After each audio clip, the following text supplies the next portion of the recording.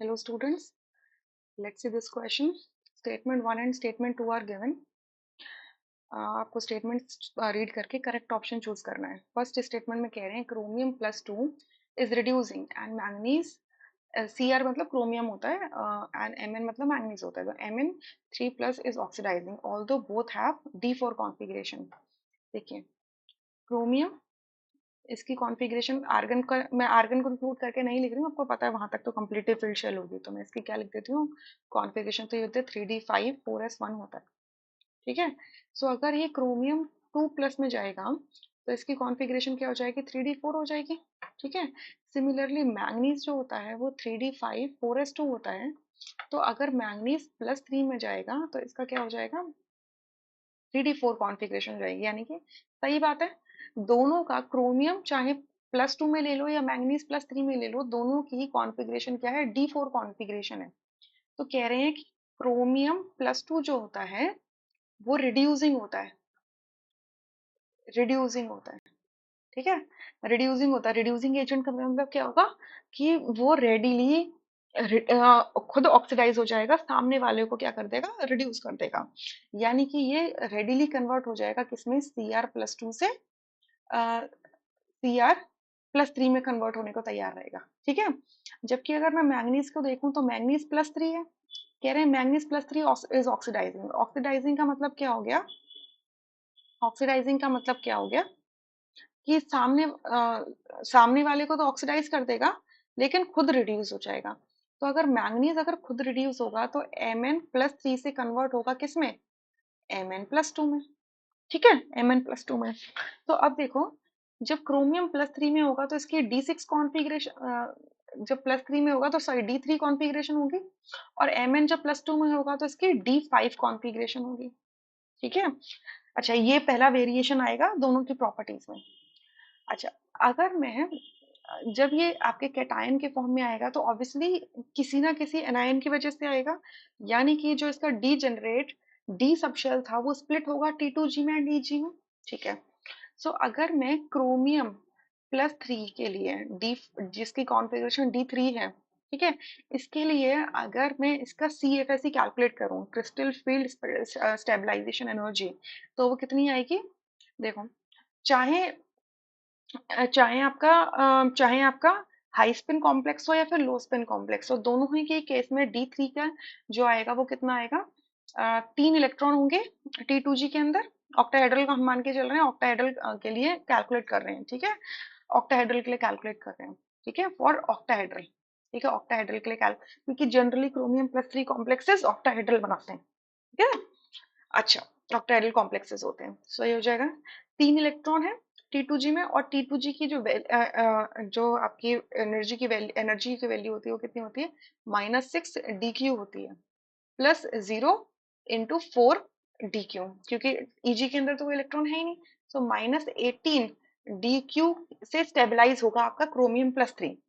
But अगर मैं manganese को चेक करूं +2 के अंदर, ये हमारा D5 कॉन्फ़िगरेशन है और ये भी ऑक्टाहेड्रल है. ठीक है. सो मैंगनीज के जो आपके कॉम्प्लेक्सेस अगर मैं ले लूं, पहले मैं ऑक्टाहेड्रल ये ले रही हूँ, पहले मैं हाई स्पिन ले लेती हूँ. ठीक है, हाई स्पिन ले लेती हूँ. अगर मैंने हाई स्पिन लिया, हाई स्पिन का मतलब क्या हो गया कि हाई स्पिन का मतलब क्या हो गया, हाई स्पिन का मतलब क्या हो गया, अनपेयर्ड इलेक्ट्रॉन प्रेजेंट है.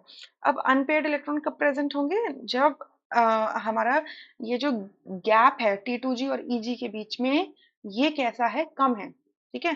तो उस केस में कितना क्या हो जाएगा, 3 इलेक्ट्रॉन तो जाएंगे T2G के अंदर, तो -6 से मल्टीप्लाई करो, प्लस 2 इलेक्ट्रॉन जाएंगे हमारे किसके अंदर, EG के अंदर, तो +2 × 4 करो तो हो जाएगा -18 प्लस +8, तो हो जाएगा -10 DQ. ठीक है.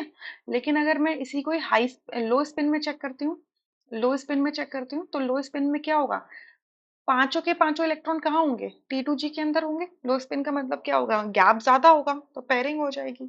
ठीक है. सो क्या हो जाएगा, पांचों इलेक्ट्रॉन T2G में होंगे, -6 से मल्टीप्लाई करोगे तो कितना आ जाएगा, माइनस कितना आ जाएगा, 5 6 30, -30 आ जाएगा. ठीक है, -30 आ जाएगा. तो आप क्या देख रहे हो कि जो मैग्नीट्यूड है, ये मैग्नीट्यूड तीनों का, ये तीनों ही केसेस में क्या आ रहा है, माइनस में आ रहा है, मतलब स्टेबलाइजेशन हो रहा है। क्लियर, स्टेबलाइजेशन तो हो रहा है। क्लियर। अच्छा, अब अगर इसको इस तरीके से अगर हम नहीं कह सकते कि क्या इसमें से जजमेंट निकाला जाए, क्या जजमेंट निकाला जाए, तो हम इसकी क्या करेंगे, ई नॉट वैल्यूज को चेक करेंगे। तो अगर हम ई नॉट वैल्यू देखें किसका, मैंगनीज +3 से +2 में कन्वर्ट होने का, यानी कि रिडक्शन होने का, तो इसका जो वैल्यू होती है वो कितनी होती है, मैंगनीज के केस में होती है +1.57। कितनी होती है इसके लिए, +1.57 होती है। ठीक है।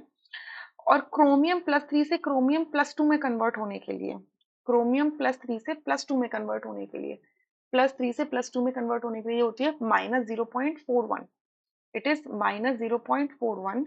और आयरन के लिए +3 से +2 में कन्वर्ट होने के लिए जो वैल्यू होती है, दैट इज 0.77। दैट इज 0.77, ये इसके लिए होती है। अब देखो, हमें पता है कि जब हम स्टैंडर्ड रिडक्शन पोटेंशियल देखते हैं किसी भी सर्टेन सब्सटेंस का, ठीक है, तो जितना ज्यादा रिडक्शन पोटेंशियल वैल्यू पॉजिटिव आता है, उसका उतना ही ज्यादा ऑक्सीडाइजिंग नेचर होता है। ठीक है। तो अगर आप देखो सेकंड स्टेटमेंट में क्या लिखा हुआ है कि हमारा जो ई नॉट वैल्यू है मैंगनीज +3 से +2 में, मतलब रिडक्शन अगर होगा मैंगनीज +3 का, तो वो क्या है, पॉजिटिव वैल्यू है। It is much more positive than that of chromium. Chromium को तो नेगेटिव में है, यानी कि क्रोमियम +3 से क्रोमियम +2 में अगर जाएगा तो वो कैसा बिहेव करेगा, वो एक, इसकी नेगेटिव वैल्यू आ रही है ना, तो ये एक अच्छा ऑक्सीडाइजिंग नहीं होगा, एक वीक ऑक्सीडाइजिंग एजेंट होगा। वीक ऑक्सीडाइजिंग एजेंट होगा यानी कि गुड रिड्यूसिंग एजेंट होगा। ठीक है। तो ये स्टेटमेंट क्या है, एब्सोल्युटली ट्रू हो जाती है। अगर हम ई नॉट वैल्यूज को देखें तो यहाँ लिखा है much more positive than chromium +3 +2 and then iron +3 to +2। ठीक है। तो ये स्टेटमेंट ट्रू है।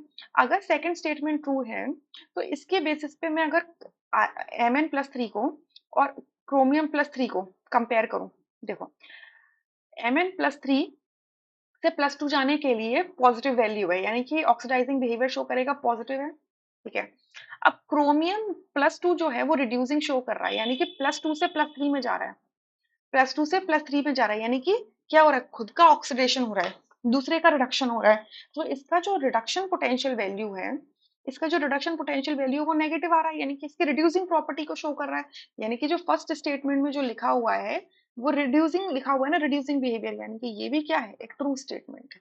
ठीक है। सो दोनों ही स्टेटमेंट्स ट्रू हैं, इस वजह से ऑप्शन ए करेक्ट है, बाकी सारे ऑप्शंस क्या हो जाते हैं, यहाँ से इनकरेक्ट हो जाते हैं। Right. I hope you understood this question. Thank you.